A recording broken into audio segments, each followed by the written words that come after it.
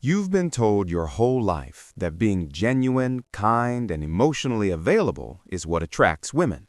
You've been told to show your feelings, communicate openly, express your interest clearly, and treat her with authentic respect and attention. And if you followed that advice, you've probably noticed something devastating. It doesn't work. In fact, the more genuinely interested you are, the faster she loses interest. The more available you make yourself, the more she pulls away. The more you show you care, the more she seems indifferent. This isn't random. This isn't about you being unlucky or meeting the wrong women. This is a predictable psychological pattern that's been understood for centuries, and Niccolo Machiavelli, the Italian philosopher who became infamous for revealing the dark truths about power, understood it perfectly. In The Prince, written in 1532, he wrote something that should change everything you think about attraction. He said, "Everyone sees what you appear to be. Few experience what you really are." What he meant was this: perception overpowers reality. What she thinks you are matters infinitely more than what you actually are. And right now, what you're appearing to be, an honest, available, interested man, is precisely what's killing your chances. That's not a moral judgment. That's a weapon you don't know you're pointing at yourself. This isn't going to be comfortable, and it's definitely not going to align with what mainstream dating advice has been telling you. But if you've watched relationship after relationship develop for other men while you're left wondering what you're doing wrong, if you've been called such a good guy right before she chooses someone who treats her worse than you would, if you've ever felt the sting of being perfectly compatible with someone who just isn't attracted to you, then something in you already knows the truth. The rules you've been following are designed to make you fail. The authenticity you've been practicing is a liability, not an asset. And the women you want most are neurologically wired to respond to signals that contradict everything you've been taught about respect and genuine connection. What I'm about to show you comes from 5 centuries of psychological observation, from modern research that universities barely publicize because the findings are too controversial, and from patterns that work with uncomfortable consistency. This is the Machiavellian framework for attraction. Not manipulation for its own sake, strategic understanding of the involuntary mechanisms that govern human desire. The first trap is neediness, but not in the way you think. You've been told that neediness means being clingy or desperate. That's surface level. Real neediness is demonstrating that you care about the outcome more than she does. It's responding to her texts within minutes while she takes hours. It's clearing your schedule when she's finally available after canceling twice. It's laughing a little too hard at her jokes, listening a little too intently to her stories, showing just a bit too much enthusiasm when she agrees to meet you.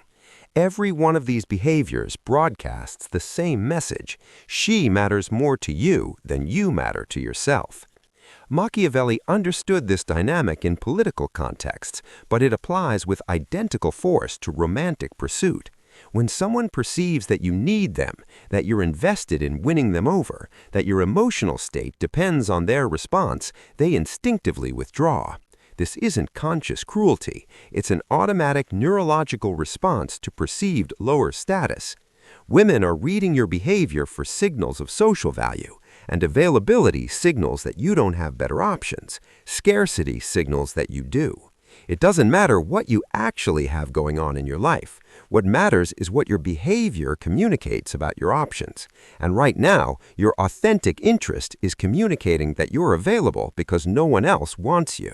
Psychologist Robert Cialdini spent decades researching influence and persuasion, and what he discovered about scarcity applies directly to why your honesty repels women. His research demonstrated that humans assign dramatically greater value to opportunities when availability appears limited. We want what we can have, not because it's objectively better, but because scarcity itself creates perceived value. In romantic contexts, this means the man who seems to have abundant options, who communicates through his behavior that he's in demand, becomes more attractive than the objectively better man who makes himself completely available. You could be more attractive, more successful, more compatible, and more emotionally healthy than the man she chooses. But if your behavior signals that you're pursuing her because you need her, while his behavior signals indifference to the outcome, she'll choose him every single time. This is the neediness repulsion in action. Your genuine desire becomes evidence of low value. His strategic detachment becomes evidence of high value, and her attraction follows the perceived value signal, not the actual human quality. The core mechanism that makes this work is something Robert Cialdini called the scarcity principle, and it operates at the neurological level, below conscious awareness. When something appears scarce, our brains automatically categorize it as more valuable, more desirable, more worthy of pursuit. This happens with objects, with opportunities, and absolutely with people. A restaurant with a 3-month waiting list is perceived as better than an identical restaurant that always has tables available. A limited edition product is perceived as more valuable than the same product in unlimited supply. And a man who seems to have limited availability, whose time is precious, who isn't always accessible, is perceived as more attractive than a man who makes himself constantly available. This isn't about playing games. This is about understanding the involuntary psychological mechanism that governs attraction itself. Women aren't sitting around consciously deciding to value scarcity over availability. They're experiencing an automatic neurological response that interprets scarcity as a signal of genetic fitness, social status, and reproductive value. In our ancestral environment, the man that other women wanted was statistically more likely to have genes worth passing on. The man that no one wanted was statistically more likely to have something wrong with him. Those selection pressures created psychological mechanisms that remain active today. What this means practically is that every time you make yourself freely available, you're triggering the opposite of the scarcity response. You're triggering the abundance response, which says this person is always available because no one else wants you. It doesn't matter if that's true. It doesn't matter if you're actually busy with a successful career, close friendships, and fulfilling hobbies. If your behavior toward her communicates availability, that's the signal she receives.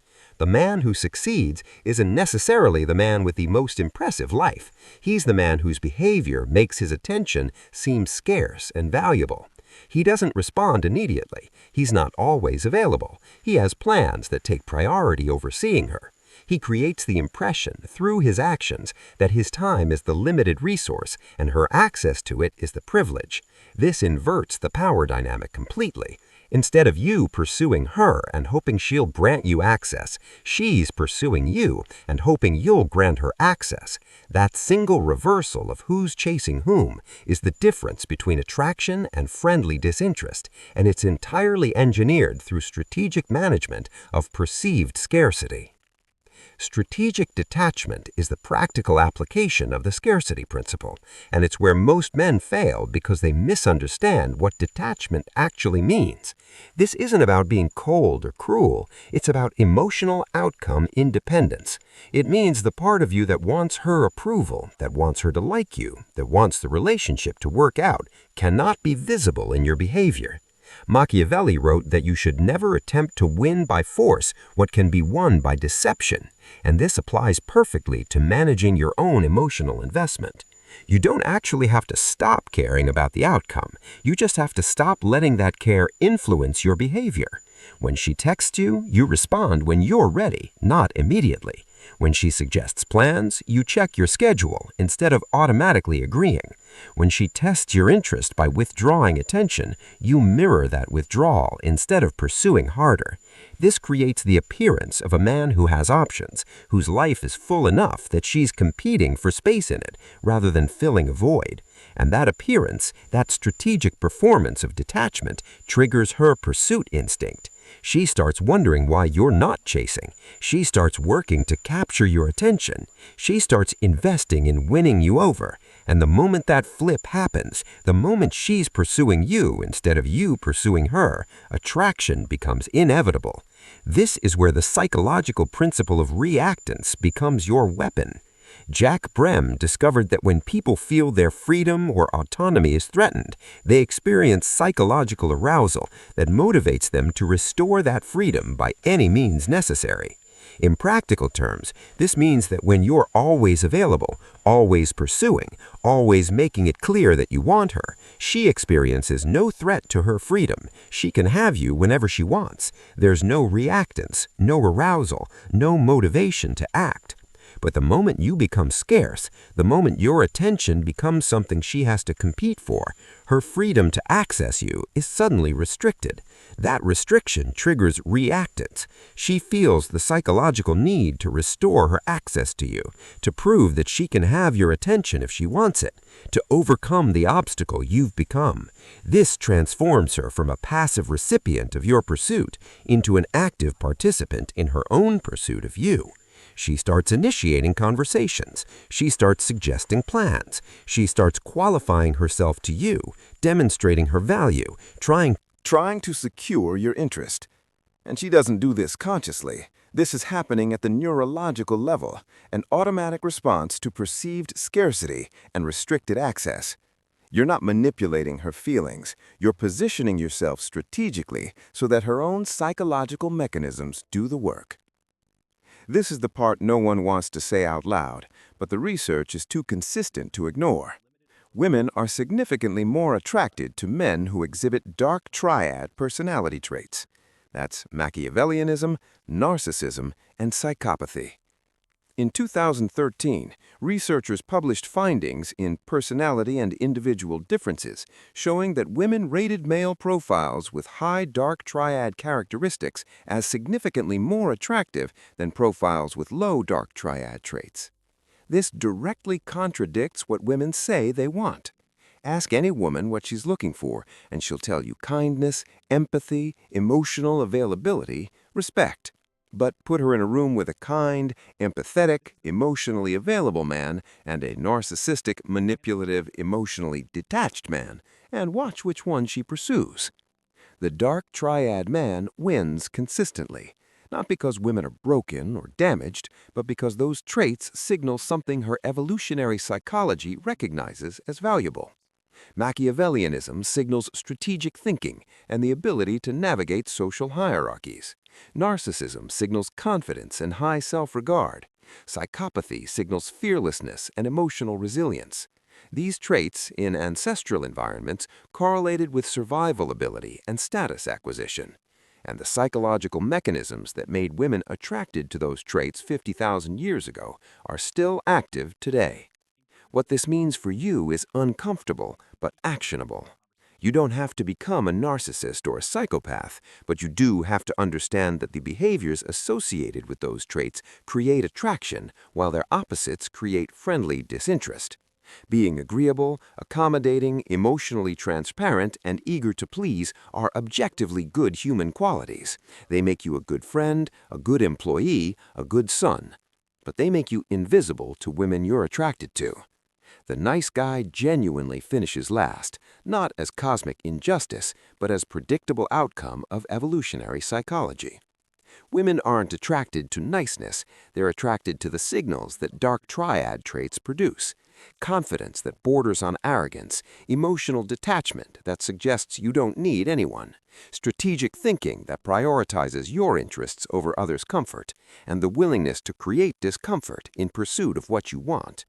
You've watched this play out dozens of times. The man who treats her worse gets her attention. The man who respects her boundaries gets friend-zoned. The man who's emotionally unavailable becomes an obsession. The man who communicates clearly gets ignored. This isn't random. This is the dark triad advantage in action. And if you're not willing to adopt at least some of those behavioral patterns, you're choosing to remain invisible. Now we get surgical. Psychological reactance is the specific mechanism you're going to weaponize, and it works with terrifying consistency once you understand how to activate it. When someone feels their freedom is being restricted or threatened, they experience arousal and motivation to restore that freedom. The key is creating the perception that access to you is limited without explicitly restricting it. You're not telling her she can't have you. You're simply behaving in ways that make your attention and availability appear scarce. Every time you take hours to respond to a text she sent immediately, you're creating reactance. Every time you're busy when she wants to see you, you're creating reactance. Every time you end a conversation first, you're creating reactance. Each instance is small, barely noticeable in isolation, but the cumulative effect is that she starts experiencing psychological discomfort around the fact that she can't seem to secure your full attention. That discomfort manifests as increased interest, increased effort, increased investment in capturing what seems to be slipping away from her. This is why the moment you start pulling back is often the exact moment she suddenly becomes more interested. It's no coincidence. You've triggered reactance. She's now motivated to restore her access to you, to prove that she can have your attention if she wants it, to overcome the obstacle you've become. The practical deployment is systematic and deliberate. You create unpredictability in your response patterns so she can't anticipate when you'll be available. Sometimes you respond quickly, sometimes you take a day. There's no pattern she can predict, which creates ongoing uncertainty and mild anxiety. You maintain activities and relationships that take priority over her, and you don't apologize for those priorities. You have a life that existed before her and continues whether she's in it or not. You never, ever demonstrate that you're sitting around hoping she'll respond. When she does respond, you're pleased but not overly enthusiastic. You treat her attention as expected rather than as a gift. You end interactions while they're still positive rather than dragging them out until they fade. Leave her wanting more instead of giving her everything until she's full. Every one of these behaviors is designed to activate reactance by suggesting that full access to you is something she hasn't yet secured. And because humans are wired to want what they can't easily have, this positioning makes you significantly more attractive than you would be if you were simply available and honest about your interest. That's the dark truth at the center of this. Strategic restriction of access works better than genuine connection for creating initial attraction. Machiavelli's most powerful observation was that the appearance of virtue matters more than virtue itself, and this truth applies with brutal accuracy to attraction. He wrote that the lion cannot protect himself from traps, and the fox cannot defend himself from wolves. One must therefore be a fox to recognize traps, and a lion to frighten wolves. In the context of romantic pursuit, this means you need both the cunning to engineer perception and the powerful presentation to back it up. What you actually feel doesn't matter. What your life actually looks like doesn't matter. What matters, what creates attraction, is what she perceives. If she perceives a man with options, with status, with an abundance of opportunities, she'll experience attraction regardless of those perceptions matching reality. If she perceives a man without options, without status, with scarcity of opportunities, she'll experience disinterest regardless of your actual qualities. This is why men with objectively impressive lives sometimes struggle with women, while men with nothing going on can succeed. The difference isn't in reality, it's in perception management. The successful man understands that he's engineering an image, cultivating a presentation, strategically revealing and concealing information to create maximum attractive impact. Robert Greene identified this principle in The Art of Seduction when he wrote about the necessity of strategic withdrawal and absence to maintain desire. He noted that the essence of seduction is to create a wound in the target, then position yourself as the person who can heal it.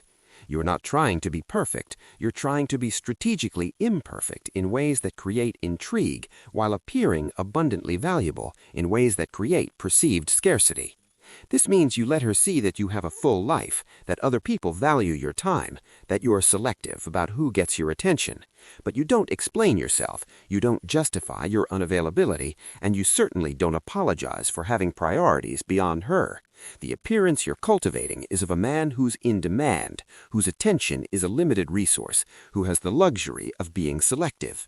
Whether that's objectively true doesn't matter. What matters is that your behavior consistently communicates that reality. Every interaction should reinforce the perception that she's competing for your attention rather than you competing for hers. That perception shift, that power dynamic reframe, is what transforms friendly interest into genuine attraction. She's no longer evaluating whether she likes you. She's trying to make you like her. And that shift happens entirely in the realm of appearance, not reality. Now you have the framework. The practical deployment is where knowledge becomes power, where understanding becomes results. You start by auditing your current behavior and identifying every place where you're demonstrating neediness, availability, or excessive interest. Every time you text first, every time you're free when she wants to meet, every time you respond immediately, every time you prioritize her over your own plans, those behaviors stop immediately. They're broadcasting low value and killing attraction before it can develop. Replace them with strategic scarcity. You respond when you're ready, not when she texts. You have plans that take priority over seeing her, and those plans are non-negotiable just because she's suddenly available. You end conversations while they're still engaging, rather than letting them peter out naturally. You create the systematic impression that your time is valuable and access to it is limited. This isn't about being rude or cruel. It's about respecting yourself enough to have boundaries and priorities that don't shift based on female attention. The paradox is that the moment you genuinely prioritize your own life over the pursuit of women is the moment you become most attractive to them. The second layer is cultivating genuine outcome independence. This is deeper than strategic behavior. This is actually reaching the psychological state where her response doesn't determine your emotional state. You can't fake this forever, which means you need to build a life that's fulfilling enough that female attention is a bonus rather than the primary source of validation. That means career achievement, physical fitness, meaningful friendships, intellectual development, creative pursuits, whatever creates genuine self-respect and satisfaction. When you have that foundation, strategic detachment isn't performance, it's authentic. You genuinely aren't sitting around waiting for her response because you have things you care about more. That authenticity communicates at levels That authenticity communicates at levels that pure strategy can't reach. Women can smell desperation and neediness because it manifests in thousands of micro-behaviors you can't consciously control. But when you genuinely don't need her validation, when your life is full and she's competing for space in it rather than filling a void, that abundance communicates in equally subtle ways. This is the final evolution. You start with strategic behavior that mimics detachment. You end with genuine detachment that makes strategic behavior unnecessary because it's just who you've become. The Machiavellian framework isn't about manipulation for its own sake. It's about understanding that human attraction operates according to psychological principles that often contradict conscious intentions and stated preferences.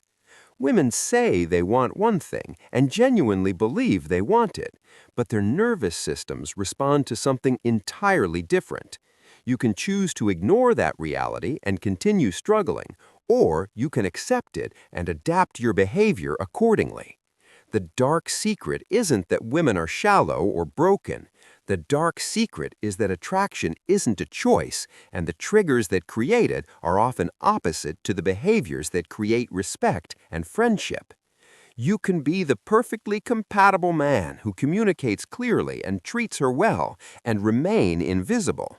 Or you can be the strategically detached man who engineers scarcity and triggers pursuit regardless of your actual suitability. The choice is yours, but understand that this is the game as it actually exists, not as you wish it existed. And men who refuse to play by the actual rules will continue losing to men who understand them. If you've made it this far, something in you is ready to change. You're done with the comfortable lies that keep you failing. You're ready to accept that attraction follows psychological principles that don't care about fairness or what should work.